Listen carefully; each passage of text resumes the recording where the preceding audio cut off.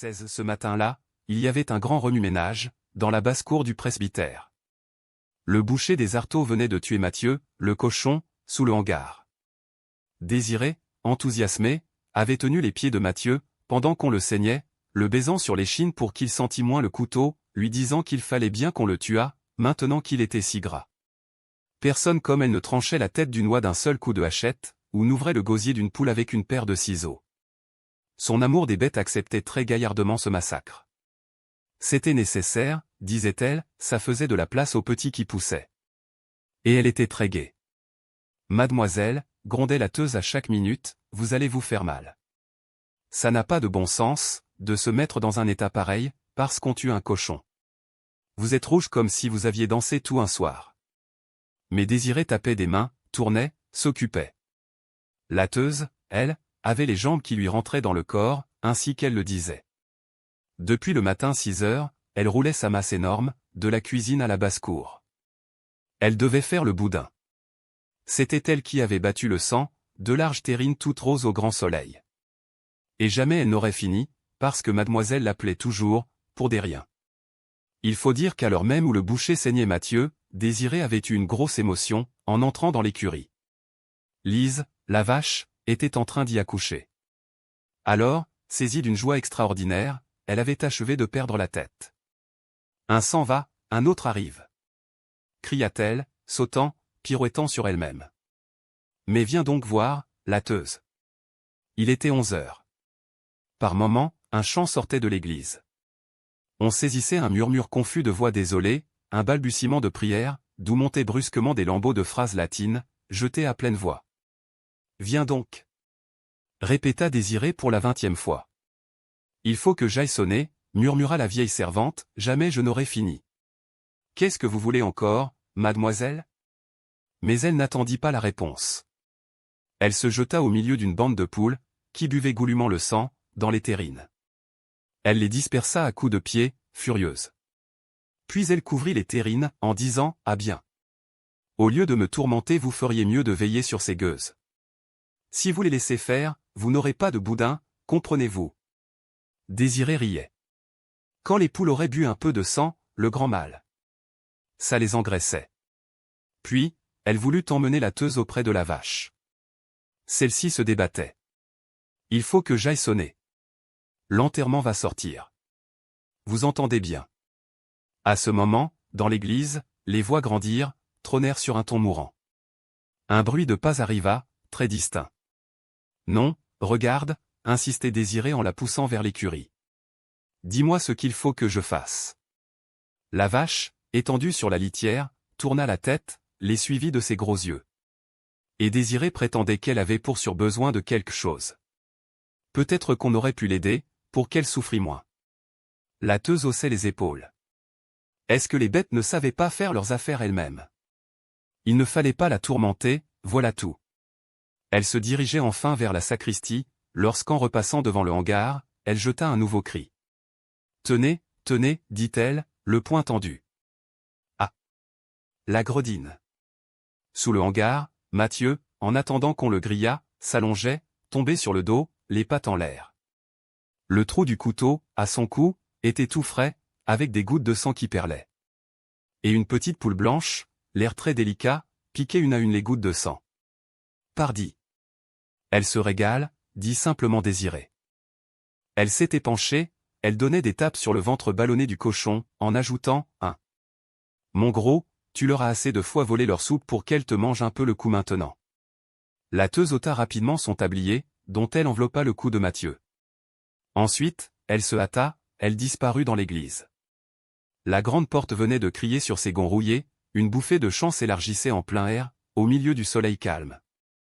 Et, tout d'un coup, la cloche se mit à sonner, à coups réguliers. Désiré, qui était resté agenouillé devant le cochon, lui tapant toujours sur le ventre, avait levé la tête, écoutait, sans cesser de sourire. Puis, se voyant seule, ayant regardé sournoisement autour d'elle, elle se glissa dans l'écurie, dont elle referma la porte sur elle. Elle allait aider la vache. La petite grille du cimetière, qu'on avait voulu ouvrir toute grande, pour laisser passer le corps, pendait contre le mur, à demi arraché.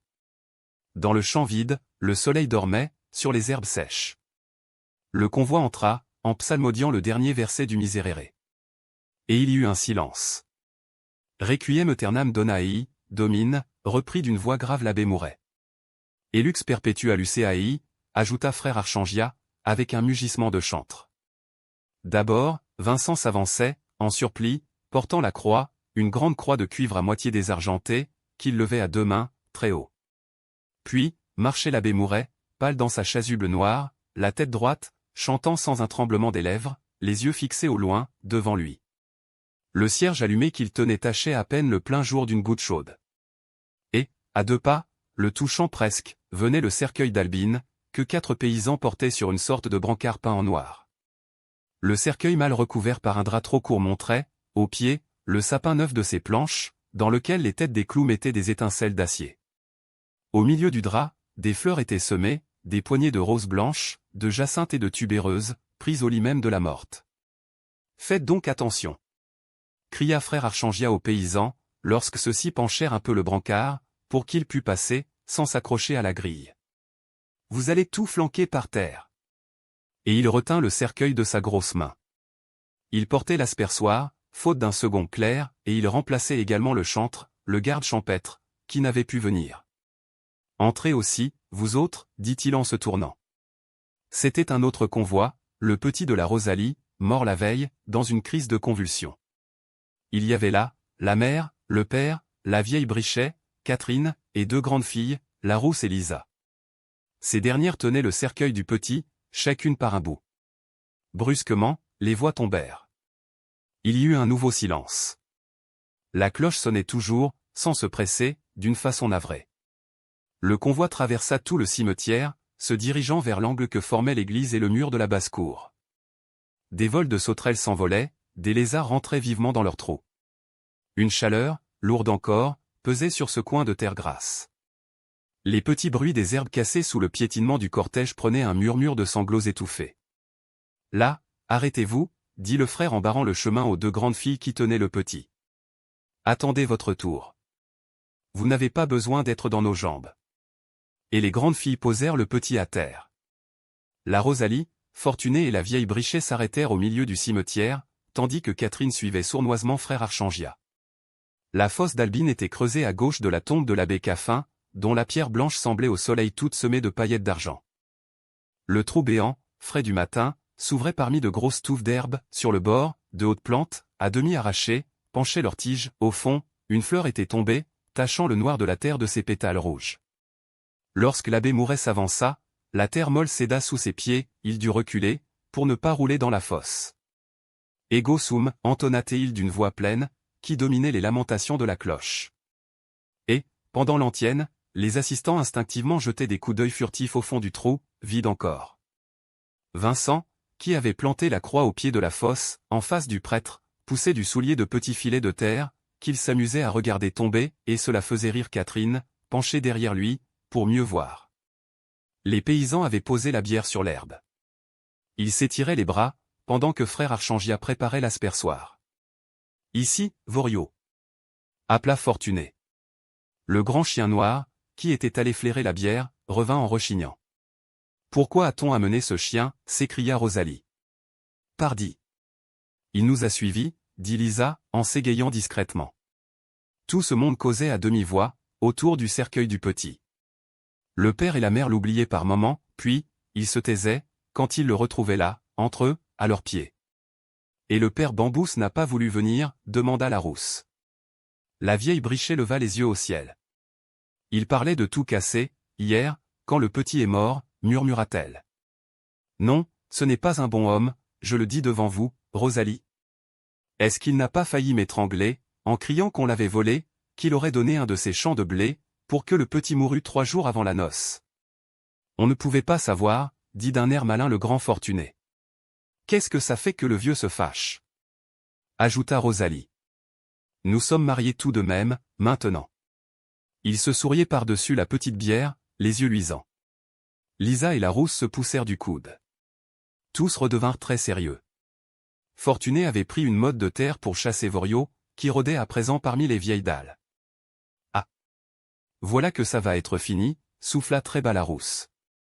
Devant la fosse, l'abbé Mouret achevait le De Profundis. Puis, il s'approcha du cercueil, à pas lents, se redressa, le regarda un instant, sans un battement de paupières. Il semblait plus grand, il avait une sérénité de visage qui le transfigurait.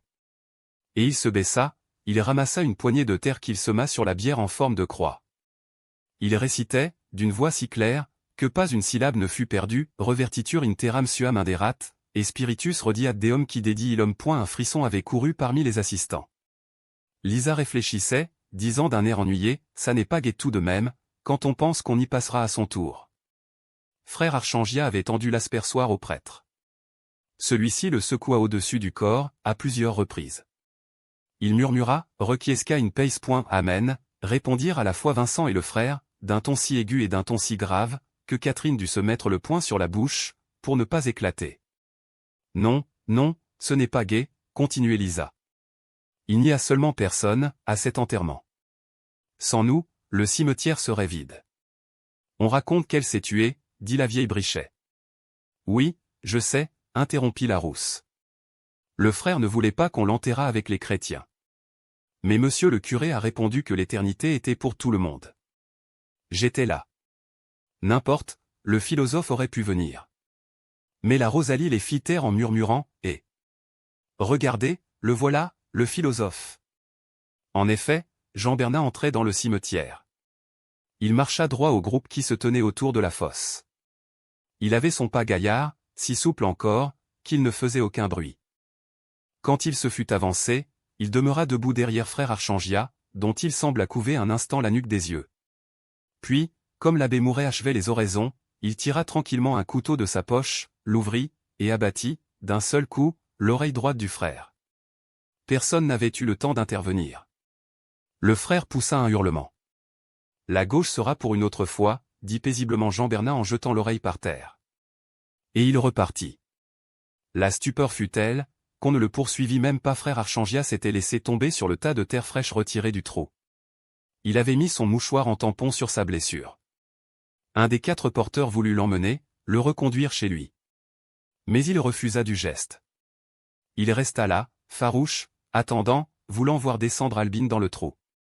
Enfin, c'est notre tour, dit la Rosalie avec un léger soupir. Cependant, l'abbé Mouret s'attardait près de la fosse, à regarder les porteurs qui attachaient le cercueil d'Albine avec des cordes, pour le faire glisser sans secousse. La cloche sonnait toujours, mais la teuse devait se fatiguer, car les coups s'égaraient, comme irrités de la longueur de la cérémonie. Le soleil devenait plus chaud, l'ombre du solitaire se promenait lentement, au milieu des herbes toutes bossuées de tombes. Lorsque l'abbé Mouret dut se reculer, afin de ne point gêner, ses yeux rencontrèrent le marbre de l'abbé Caffin, ce prêtre qui avait aimé et qui dormait là, si paisible, sous les fleurs sauvages. Puis, tout d'un coup, pendant que le cercueil descendait, soutenu par les cordes, dont les nœuds lui arrachaient des craquements, un tapage effroyable monta de la basse-cour, derrière le mur. La chèvre bêlait. Les canards, les oies, les dindes, claquaient du bec, battaient des ailes. Les poules chantaient l'œuf, tout ensemble.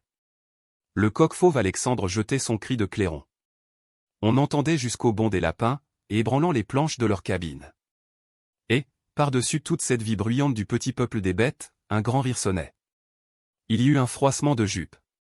Désiré, décoiffé, les bras nus jusqu'au coude, la face rouge de triomphe, parut, les mains appuyées au chaperon du mur. Elle devait être montée sur le tas de fumier. Serge. Serge. Appela-t-elle. À ce moment, le cercueil d'Albine était au fond du trou. On venait de retirer les cordes. Un des paysans jetait une première pelletée de terre. Serge. Serge. Cria-t-elle plus fort, en tapant des mains, la vache a fait un veau. HTML.